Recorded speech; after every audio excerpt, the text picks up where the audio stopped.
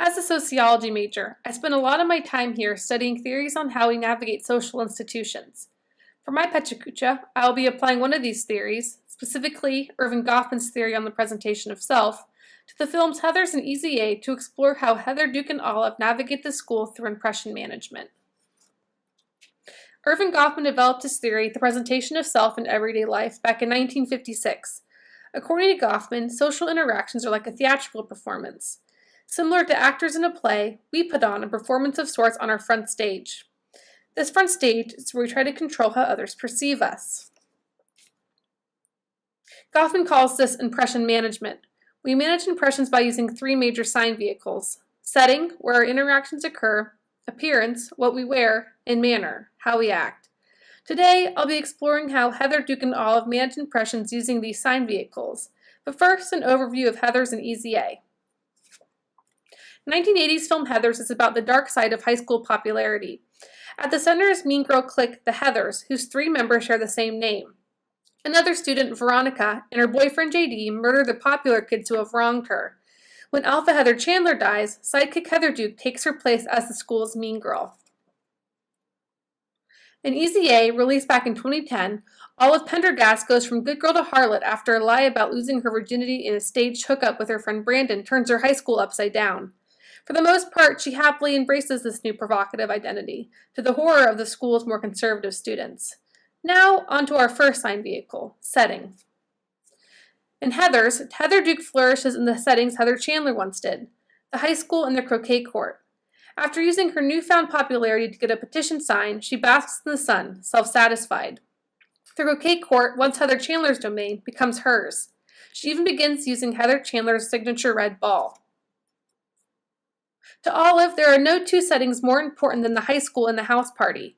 Her high school is where the rumors about her sex life spread, from losing her virginity to having chlamydia. The school is where she embraces her new harlot identity. The house party is where this identity really takes off. It's where she pretends to have sex with her gay friend Brandon. So as you can see, the school is a key setting for both Heather Duke and Olive. For Heather Duke, it's where she takes on the mean girl persona of her predecessor, Heather Chandler. For Olive, it's where she takes on the school skank persona that her classmates have given her. So with all that being said, let's move on to the second major sign vehicle, appearance. Heather Duke's change in appearance is a significant one. Prior to her death, Heather Chandler was always seen wearing red. Once she dies, Heather Duke takes on that color. She wears Heather Chandler's red scrunchie and steals the red accessories from her locker. By emulating Heather Chandler's appearance, Heather Duke begins to truly channel her mean girl persona.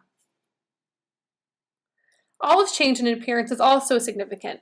Shortly after the initial rumors spread, she adopts a style Brandon calls haute couture. After the house party rumors spread, Olive tears through her closet and fills it with a more risque wardrobe. Taking inspiration from the Scarlet Letter, Olive fastens an A to all of her clothes, including new lingerie.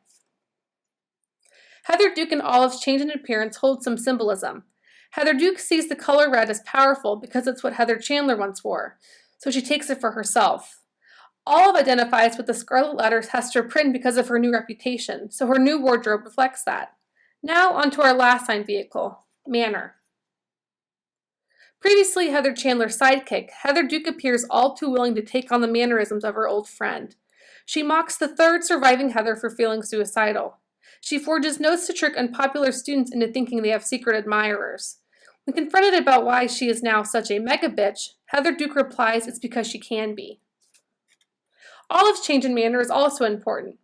As I mentioned earlier, she pretends to have sex with a gay friend at a house party. When she's fully dressed in her Scarlet Letter garb, she puts on a show for gawkers. She helps unpopular kids by pretending she's had sex with them. When faced with her newfound popularity, she admits that she likes being on the map.